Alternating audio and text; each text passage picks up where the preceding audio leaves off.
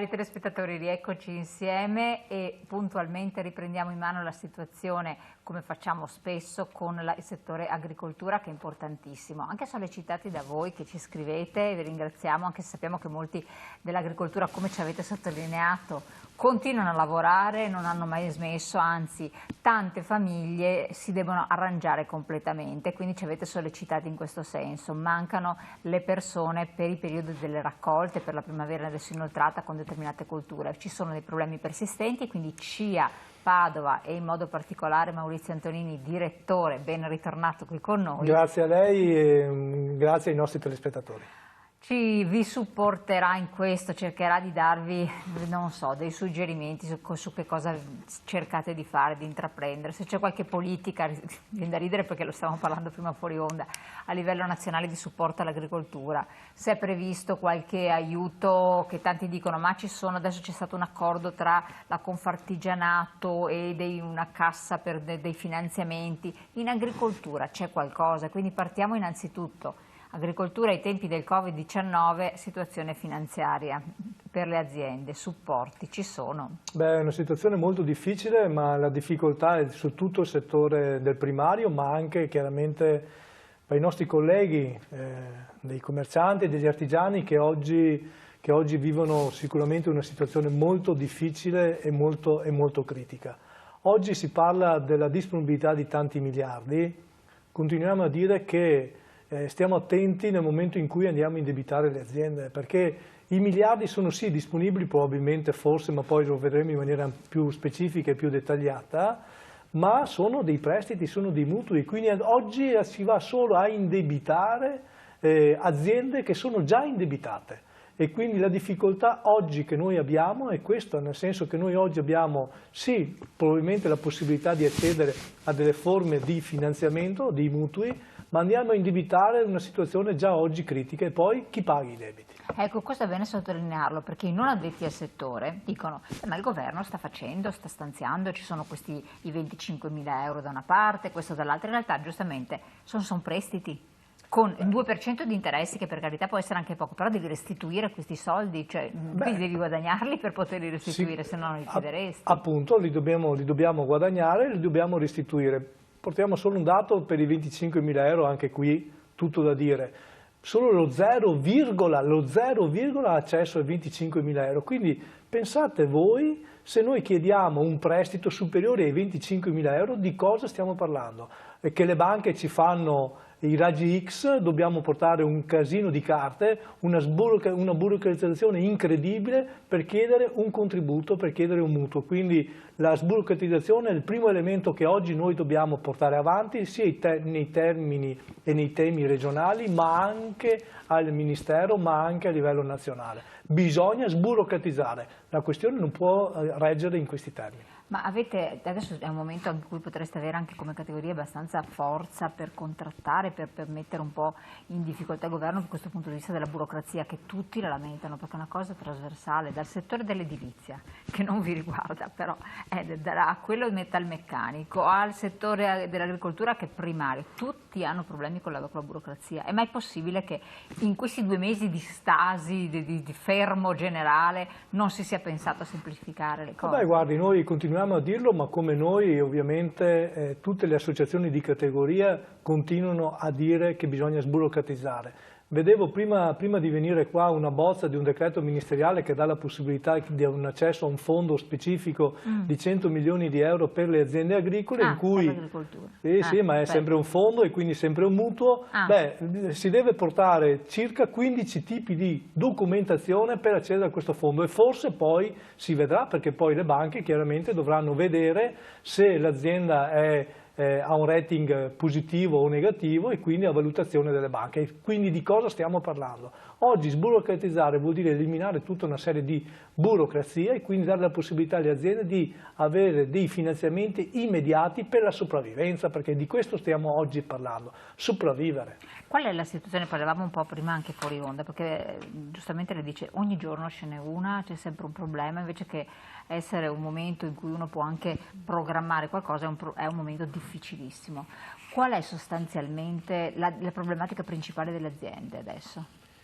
Oggi chiaramente è l'attività e quindi nel settore primario l'agricoltura non ha mai cessato l'attività della produzione, anzi grazie ai nostri agricoltori, grazie all'agricoltura, oggi, e quindi vuol dire anche agroalimentare, produciamo prodotti sani, genuini e di qualità. Ecco, questo è l'elemento importante. Quindi l'agricoltura, il settore primario, non ha mai cessato l'attività e quindi su questo oggi noi dobbiamo incentivare. Certamente su questo deve esserci chiaramente anche una condivisione con chi? Con i consumatori, con i cittadini. Dobbiamo e dovremmo sicuramente sempre più consumare italiano, dobbiamo sempre andare alla ricerca nel scafare il prodotto italiano, perché comprare prodotto italiano vuol dire valorizzare quel prodotto, valorizzare quel territorio, valorizzare l'agricoltura e gli agricoltori italiani. Però la predisposizione c'è. E anche se uno vede un po' anche i mercati locali, no, quelli i mercati diretti degli agricoltori, proporzionalmente con il passare del tempo, con un po' l'apertura anche agli spostamenti, si sono riempiti all'inverosimile e gli stessi agricoltori che vendono hanno detto mai così bene come in questo periodo, bene nel male per carità, però le persone proprio vanno a cercare questi prodotti del territorio, genuini eccetera. Per cui la domanda c'è, la predisposizione delle persone esiste pure. Se c'è ancora, sì, dobbiamo capire una cosa. Allora, se vado al supermercato, se compro un chilo di costine di maiale, quindi osso, spendo circa 15 euro. All'agricoltore oggi il prezzo del maiale, peso vivo, da 1,70 è passato a 1,10 al chilo. Questa è una cosa. Allora voglio dire, di cosa è successo questo?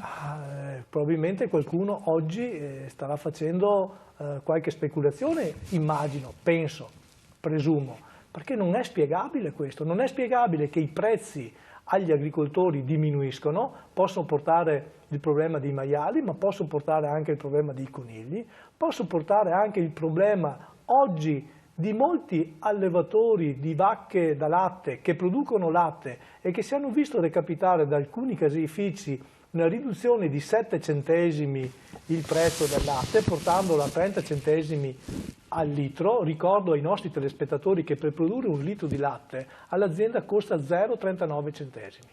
E quindi se oggi all'azienda gli viene pagato 0,30, chiaramente è già in perdita. Allora non si capisce tutto quanto questo, cioè non si capisce il fatto che se generalmente i consumi sono aumentati, e abbiamo visto anche dall'ultimo studio dell'Ismea dell'ultimo trimestre che sono aumentati più del 20% i consumi italiani, perché stare a casa probabilmente favorisce anche un'alimentazione eccetera e quindi anche far scorte e quant'altro, si è già aumentati del 20%, non si capisce il fatto che oggi agli agricoltori gli viene pagato il prezzo inferiore rispetto all'anno scorso. Ma chi fa questi prezzi? Giustamente uno non ha detto ai lavori, ma chi è che fa questi prezzi?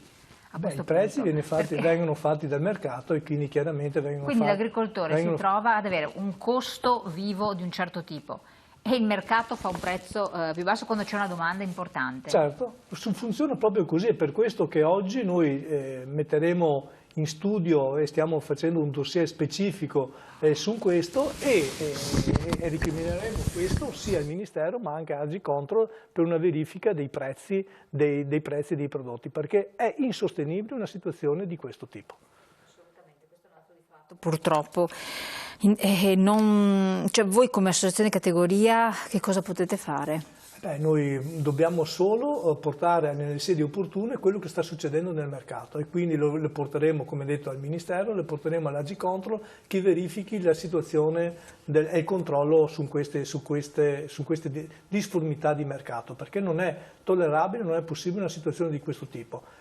Le aziende sono in grosse difficoltà. E se le aziende agricole, lo diciamo sempre, chiudono, non chiude solo l'azienda imprenditoriale, chiude un territorio, chiude un ambiente e chiude una parte dell'agricoltura, e quindi oggi le difficoltà delle aziende agricole di un settore primario che oggi ha sempre lavorato, ricordiamo che ha sempre lavorato, però lavorare a sotto costo, lavorare in questa situazione è una cosa difficilissima e ci dà una rabbia incredibile. Si ricorda che ancora tempo fa, poi il tempo vola purtroppo, magari è stato qualche anno fa, c'era stato di nuovo il problema del latte, mi ricordo, il latte che non riuscivano, insomma, gli allevatori non riuscivano a sostenere il prezzo perché era un prezzo bassissimo che veniva pagato, poi c'è stato un lungo periodo di trattativa, di protesta, azioni varie, e si è riusciti ad arrivare a un compromesso, poi più o meno insomma c'era stato un innalzamento del valore. Intraprendere azioni analoghe, ricordando quello che era arrivato a buon termine il tempo, non è pensabile, possibile? Lo abbiamo fatto, accorciando la filiera, approfittando anche di questo momento in cui forse è accorciabile Lo abbiamo fatto, lo abbiamo proposto al Ministero, oggi è in discussione il decreto che prevede un ammasso per quanto riguarda la produzione del latte, quindi determinati formaggi e quant'altro vengono ammassati, quindi vengono portati via dal mercato per cercare di portare su il prezzo di quei prodotti che restano oggi nel mercato. Però vede, su questo dobbiamo fare anche un altro ragionamento proprio sulla questione del latte, perché poi qui si innesca anche un meccanismo molto particolare, molto strano, che è quello che nel momento in cui poi ci sono i finanziamenti, i contributi e quant'altro, tutti vanno alla ricerca appunto di questo. Ma allora io mi chiedo, se noi siamo deficitari nella produzione di latte e se molti caseifici oggi fanno l'importazione del latte, creando difficoltà alle nostre aziende agricole italiane, beh allora a questo punto io penso che dobbiamo mettere nomi e cognomi di quelli che acquistano il latte all'estero, che hanno la piena possibilità imprenditoriale di farlo, però che questi poi non ci vengano a chiedere i contributi per la trasformazione del latte, perché allora questo sì, voglio dire, non sta nella logica del mercato. Per allora diamo i contributi sì, ma a quelli che trasformano il 100% il nostro latte italiano. Ecco, ma come si spiega che quanto viene pagato all'agricoltore un litro di latte, per esempio? 30 centesimi. Perfetto. Se io consumatore vado alla GDO, perché alla fine qui non ci sono caseifici come in altri paesi, eccetera, comunque vado alla GDO, un latte nostrano comunque 1,25 euro, 1,36 euro, 1,45 euro, siamo su quei prezzi lì, non si va sotto l'euro, attenzione, un latte fresco, eccetera, alta qualità, che poi vabbè vuol dire che ha un certo protocollo, com'è pensabile? Cioè lo paghi 1 euro più, sicuramente 1,10 euro, 1,15 euro più di quello che viene acquistato, non è una cosa logica. Il problema del latte... E alzare il prezzo ancora di più non ha senso, perché la gente non lo compra a questo punto. Il problema del latte, ma il problema delle intere filiere dell'agroalimentare. Lo ricordo sempre che solo facendo 100 il prezzo finale, solo il 15% va agli agricoltori. Cioè voglio dire, di questo stiamo parlando, e quindi noi dobbiamo cercare di accorciare la filiera, ma dobbiamo essere anche coerenti con le politiche che noi facciamo, e quindi dobbiamo mettere in campo quelle politiche che diano valore ai nostri prodotti. E questo è il punto, e quindi anche il governo deve mettere in campo politiche per dare valore ai nostri prodotti, e che i soldi vanno anche ai nostri agricoltori e non ai consumatori finali, al prodotto finale. E quindi per questo la politica deve dare un vantaggio soprattutto ai nostri agricoltori e alla nostra agricoltura. Senza andare a gravare naturalmente sul prezzo finale, perché sennò dopo diventa un gatto che si morde la coda, perché alla fine in questa situazione ci troviamo dopo poco concorrenziali, quindi lì si tratta di discorso di filiera e probabilmente di poteri forti che ci sono nell'ambito della filiera stessa, perché a questo punto questo è il discorso. No? Sì, quindi... anche perché poi il latte viene trasformato, noi produciamo tra l'altro i migliori formaggi europei tra DOP e GP e quant'altro, e quindi vuol dire siamo grandi produttori di formaggio, il formaggio di grande qualità. Chiaramente nel momento in cui c'è anche il blocco delle esportazioni ne risente anche il mercato, e quindi per questo, per cercare di delineare e omogenizzare il mercato, dobbiamo prelevare dal mercato e quindi l'ammasso per questi prodotti e poi essere rivenduti successivamente nel mercato, per dare la possibilità che quei prodotti poi nel mercato finale abbiano la possibilità di aumentare il loro valore, insomma, e quindi dare la possibilità ai nostri agricoltori di prendere un centesimo in più rispetto a quello che oggi percepiscono. Lei accennava alla carne di coniglio, perché infatti se ne è parlato anche più volte. Come mai carne di coniglio? Cos'è successo? Ah beh, questo è un altro aspetto, un altro mistero, perché poi alla fine il coniglio carne bianca, ma tutti gli aviconicoli oggi vediamo che anche loro hanno avuto un aumento del consumo nella grande distribuzione e oggi il coniglio da 1,90 viene pagato a 1,20 € al chilo all'agricoltore, quindi anche in questo caso qua... Ma come è successo? È inspiegabile, ma però d'altronde nel momento in cui i nostri allevatori hanno i cicli e quindi a fine ciclo di produzione devono vendere assolutamente il coniglio perché altrimenti diventa un costo e quindi se lo vendono a quel prezzo là comunque oggi ci rimettono e quindi oggi gli agricoltori, soprattutto i nostri allevamenti cunicoli, che ricordo che nel Veneto ha un valore medio mediamente del settore di circa 50 milioni di euro complessivamente, oggi quindi perdono sostanzialmente dai 0,80 ai 0,90 centesimi al chilo.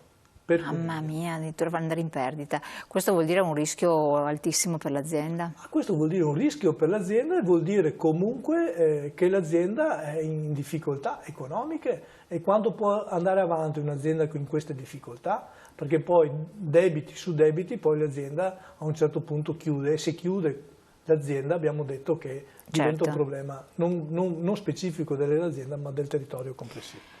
Come appunto l'avevo accennato, dico anche i contenuti di alcune mail che ci arrivano perché noi ve le tramutiamo in domande ai nostri ospiti. Alcuni agricoltori di non aziende grandi, cioè non enormi, però piccoli agricoltori, lamentano il fatto che non riescono a trovare personale per la raccolta di certi prodotti.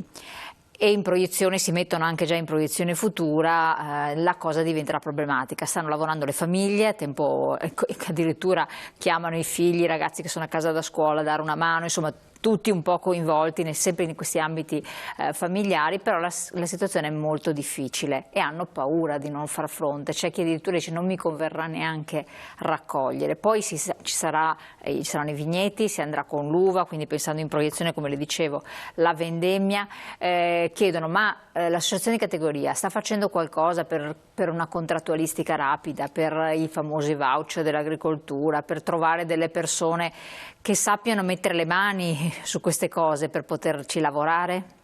Guardi, domandona.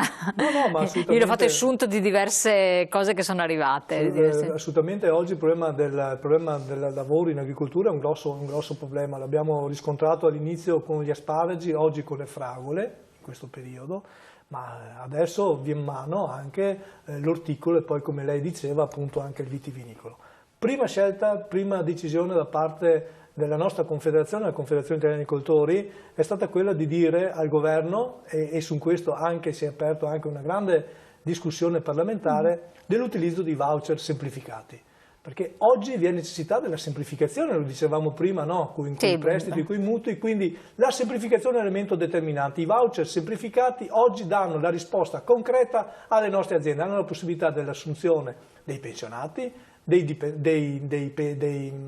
studenti, dei disoccupati in maniera semplificata, utilizzando i voucher semplificati. Su questo polverone, ma però ad oggi il governo non ci vuole sentire. Andremo a Roma, cioè, io non lo so. Ma il governo vuole sentire in che senso? Probabilmente pensano che i voucher semplificati vengano utilizzati in maniera non corretta. Io ricordo a tutti che l'agricoltura utilizzava i voucher 2 o 3 anni fa, l'1% di voucher messi a disposizione a livello nazionale, quindi sull'agricoltura non si può dire che non vengono utilizzati in maniera corretta.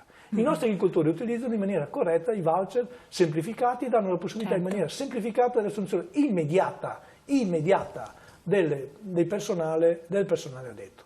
Altra questione fondamentale è quella che noi ricriminiamo, l'abbiamo detto anche a livello europeo, lo abbiamo detto anche al Ministro, di valorizzare i corridoi verdi. Oggi la Commissione ci dà la possibilità di determinare dei corridoi verdi con chi? Con i paesi dell'est, quindi con la Polonia. Cos'è? Traduciamo corridoi verdi. Corridoi verdi vuol dire dare la possibilità ai lavoratori che generalmente venivano a lavorare nelle nostre campagne di venire in Italia e di lavorare nelle nostre campagne. Quindi i nostri agricoltori hanno la necessità di mettere in quarantena, di utilizzare tutte le attività specifiche per quanto riguarda la sicurezza della